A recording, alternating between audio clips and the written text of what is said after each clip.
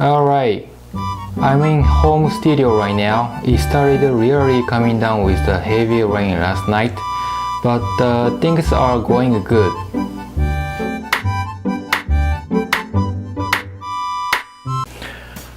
Hey, what's up man? I'm Mike. It's great to see you. Bros, remember I'm investing in stock. Did I tell you about that? Yeah? I think so. Unfortunately, yes. I've made a large amount of capital loss on stock since this February. I did care, but I no longer care about how much of money I lost, because I know that there is always financial risk in between the stock and me. It may sound like I'm lying to you, but losing money is not always a bad sign unless you lose money for nothing. Learning from mistake is the first step to you gotta take. One of my mentors left me a message saying that do simple and think higher. That's I'm not a mentor and your family and your coach or your goddamn philosopher either, so I don't want to force you to do what I do, but I just want to share my experience with you. So if you agree with me, you just go ahead and then do the same thing as I do.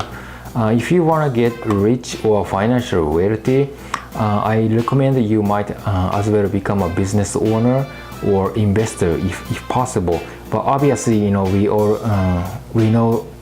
we all know that that is true. There is nothing wrong with it. So as long as you make lots of money, I mean, you have to take a risk. It's also true, right? And even though I'm an individual investor, stock investor, I always have to keep an eye on my stock management. I mean, asset management. The more I make capital gain, the higher my potential risk will be. As long as I know about everyday life of normal Japanese with no financial literacy, they tend to avoid asset management for some reason. Maybe because they are so scared to death of losing money in the moment, like the US is having a war with North Korea, the price is stock is gonna be going down and down, or oh my god, Trump is going crazy again, dang, somebody stop it, but honestly, I think it is absolutely a waste of time to worry about, because it's very unstoppable once the things get started. So traditionally we are crazily hard workers, working long hours, although I'm not. And because of overwork, some of us die. I mean, that's called karoshi. It's sad to know the fact that they are forced to work more than 80 hours of overtime per month just to protect their family and keep paying housing loan for, let's say, 25 years or more. And for example, those extra hours are often unpaid. That's terrible, right? I don't wanna work too much. And then at the same time, it's also sad to know the fact they never know how to make money, make more money. So this sort of stuff is something we never learn from school, which never encourages us to take money education. So I'm probably not qualified at all to talk about this, but it is a topic that I do care about. So please don't get me wrong. Anyway, today I'm gonna dwell deeper into stock investment, about which you might wanna study first. So you have several choices on which a current asset would be the most profitable or beneficial. Current asset is like stock, account receivable, note receivable, and cash, of course, and so is cryptocurrency. Oh, by the way, cryptocurrency is a extremely risky asset. Somebody said it is a worthless artificial gold, and then I never 100% agree with this thought, but it's quite right. I'm sorry, but for beginners, please don't buy it right now. I never recommend you to buy right now. It may be okay later, but not now. In terms of stock, you can liquidate the stock if there is a time where you need to cash in and out right away, and it should be relatively easier than you study other asset like real estate. So I give you 6 important tips that can be of help to you and to have a better understanding of it. I think it's just worth it. Then if you like my ideas, hit the like button. I'm very happy if you leave me a comment down below, of course, if you want to. So here we go. Number 1, you don't want to invest a large amount of money from the very beginning. This is a common wrong stereotype for beginners. You don't want to have a lot of budget to invest in a very first attempt. It's okay even if you only have $1,000 or less. Firstly, just try to save 50% of your income per month. Look, I know it is hard, but let's say if you receive a paycheck at $2,000 from your company, you make a living within $1,000 and then generate another $1,000 cash at any cost. So with this cash, you don't just deposit it in your banking account, but keep investing in stock every single month instead of it. So throughout the year, you're gonna be able to end up buying quite a few shares of the company that you like. A year has 12 months, so I think that's enough money. It's gonna be enough money to invest. Number 2, don't trust anyone, even your family. Just try to yourself. If you try to buy our investment trust through the brokerage firm such as Goldman Sachs or Merrill Lynch, it will be counterproductive. Be careful about the stockbrokers. Firstly, they seem really nice to you. What they do first is to ask you to buy IPO stock.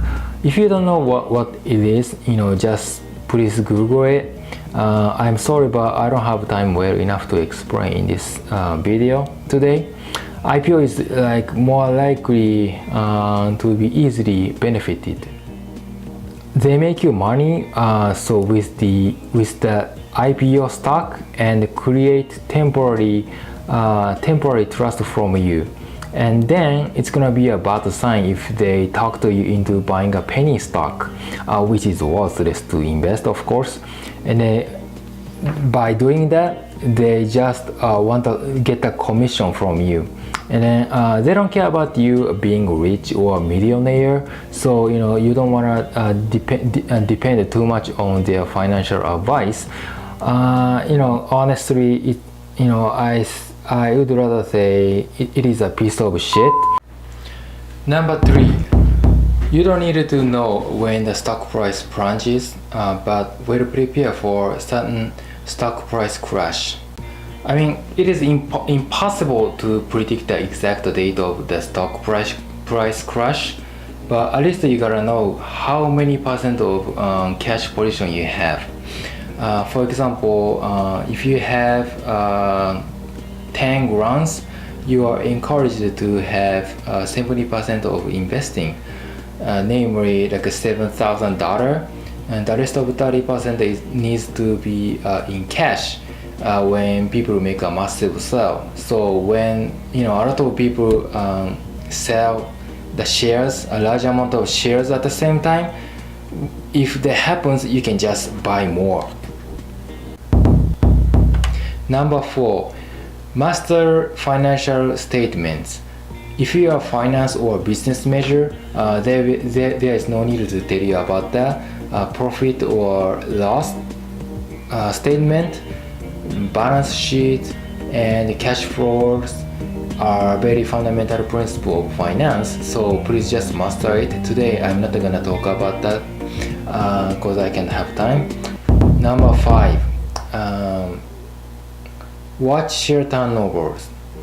Many investors are not willing to put their money at the risk by buying the shares of a company with low share turnover rate, which is relatively common for a smaller business that has a smaller market capitalization. If you are not confident, I suggest you to acquire a share of the big company instead. I can't tell you the specific company's name. So please don't take it for granted that Apple or Amazon, Microsoft will be the best companies to invest. Number 6, utilize the technique stock chart with 3 moving average lines.